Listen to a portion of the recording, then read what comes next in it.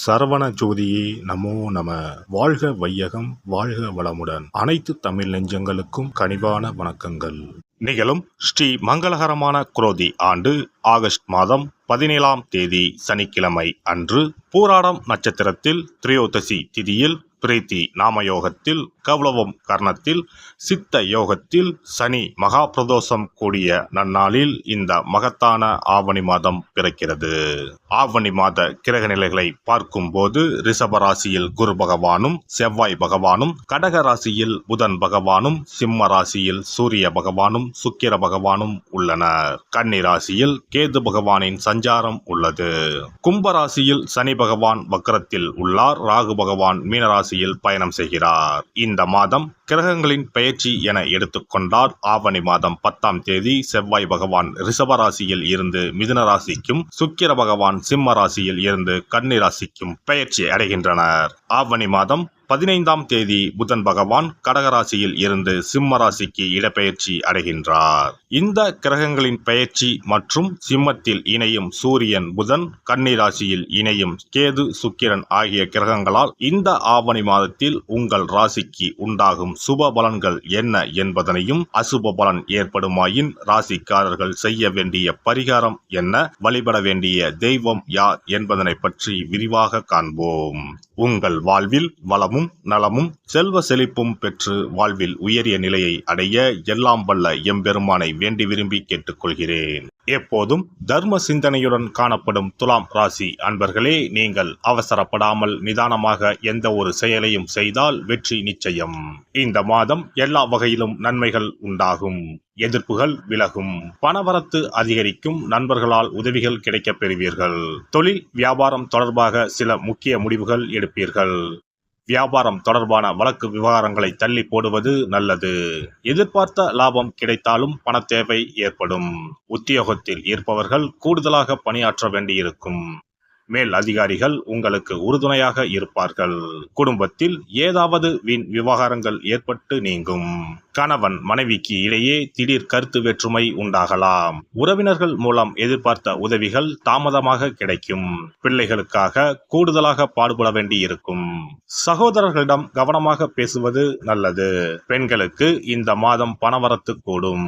ஏற்கனவே செய்த ஒரு காரியத்தின் பலன் இப்போது கிடைக்கும்.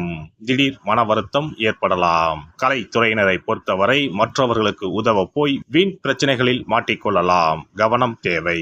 வாகனங்களில் செல்லும் போது எச்சரிக்கையாக செல்வது நல்லது. அரசியல் துறையினருக்கு எல்லா நன்மைகளும் உண்டாகும்.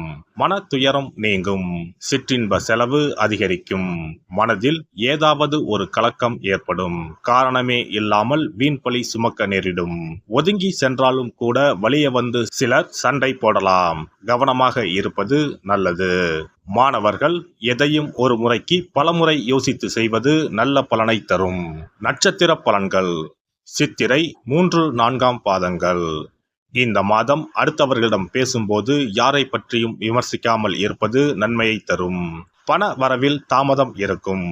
மாணவர்களுக்கு கல்வியில் பின்தங்கிய நிலை மாற கூடுதல் கவனத்துடன் அதிக நேரம் ஒதுக்கி பாடங்களை படிப்பது அவசியம். சுவாதி நட்சத்திரம். இந்த மாதம் பணவரத்து கூடும். ஆன்மீக செலவுகள் உண்டாகும்.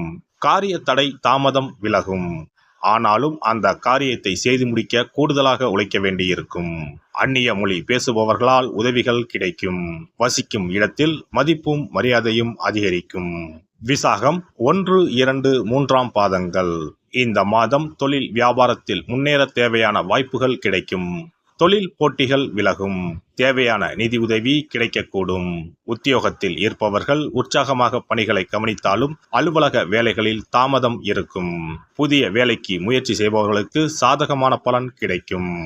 மகாலட்சுமி தேவியை வணங்கி வர குடும்பத்தில் மகிழ்ச்சி நிலவும். சுபிட்சம் உண்டாகும். சிறப்பு பரிகாரம். சொந்த வீடு அமைவதற்கு ஆன்மீக பரிகாரம்.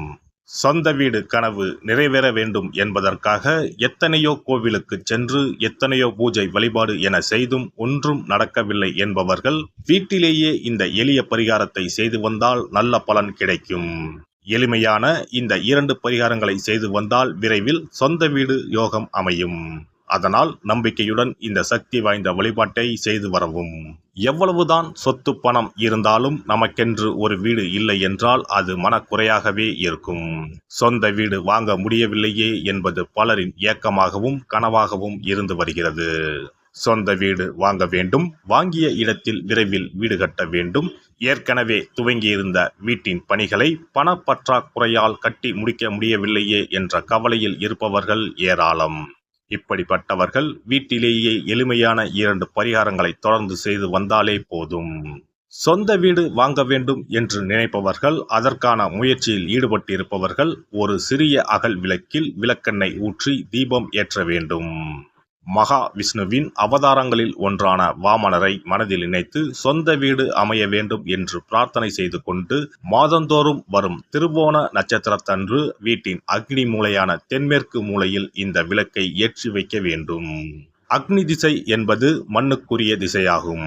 அதாவது அங்காரகன் எனப்படும் செவ்வாய் பகவானுக்கு உரிய திசை இதுவாகும். 3 அடி மண் கேட்டு 3 உலகையும் அளந்தவர் வாமனன். அதனால் அவரை நினைத்து பால் பாயசம் நிவேதனமாக படைத்து வழிபட்டு வந்தால் விரைவில் சொந்த வீடு யோகம் அமையும்.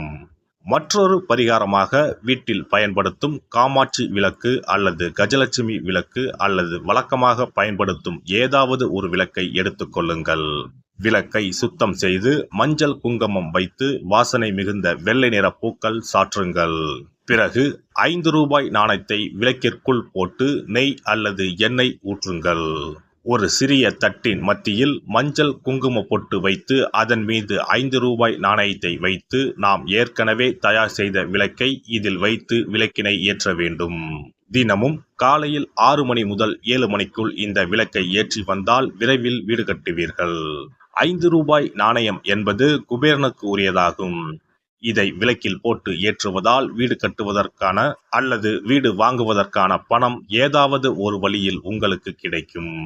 காலை 6 மணி முதல் 7 மணி வரையிலான நேரம் என்பது ஞாயிற்றுக்கிழமையில் சூரியன், திங்கள் கிழமையில் சந்திரன், செவ்வாய்க்கிழமையில் செவ்வாய், புதன் கிழமையில் புதன், வியாழக்கிழமையில் குரு, வெள்ளிக்கிழமையில் சுக்கிரன், சனிக்கிழமையில் சனி என நவக்கிரகங்களில் பாவ கிரகங்களான ராகு கேதுவை தவிர்த்து மற்ற 7 கிரகங்களையும் குறிக்கும் ஹோரை நேரமாகும். இந்த நேரத்தில் விளக்கு ஏற்றுவதால் நவக்கிரகங்களின் அருள் கிடைத்து பூமி யோகம் உண்டாகும். எந்த ஒரு பரிகாரம் என்றாலும் மனதில் முழு நம்பிக்கையோடும் இறைவனை உறுதியாக வேண்டி வழிபாடு செய்தால் மட்டுமே பலன் தரும். எளிமையான இந்த பரிகாரத்தை தொடர்ந்து செய்து பயன் பெறுங்கள். எல்லாம் வல்ல இறையருளால் நீங்களும் உங்கள் அன்பு குடும்பமும் உடல் நலம், நீலாயுள், நிறை செல்வம், உயர் புகழ், மெய்ஞானம் ஓங்கி வாழ்க வளமுடன். இந்த வீடியோ பதிவு உங்களுக்கு பிடித்திருந்தால் லைக் பண்ணுங்க, கமெண்ட் பண்ணுங்க, ஷேர் பண்ணுங்க, மறக்காம சப்ஸ்கிரைப் பண்ணுங்க, பக்கத்துல இருக்கிற பெல் பட்டனை கிளிக் பண்ணுங்க. நன்றி, வணக்கம். ஓம் நமச்சிவாய. சிவாய நம.